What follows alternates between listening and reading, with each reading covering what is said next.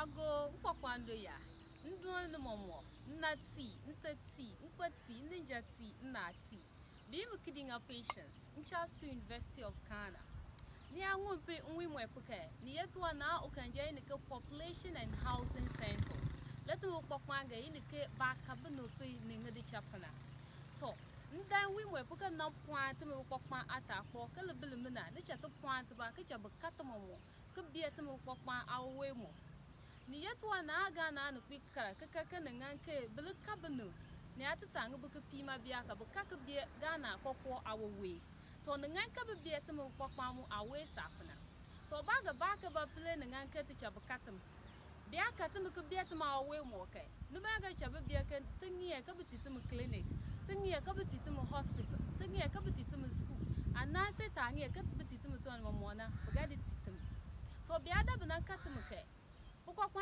bito albake households. The baka akwaja kwati bilebe takana. Bijoba pia but nabende bili di cha banile. Acha bibi kia ni yebino ngicho kana katokma leko bili di cha bani. Natacha bukana makida kwa mfumbape. Lele bili mina tiaba tuluka biditu mkwakwa dinga bukan ito ambake ethnicity. To under ethnicity na tumo kwa tibi ito na abini ka gurumana le.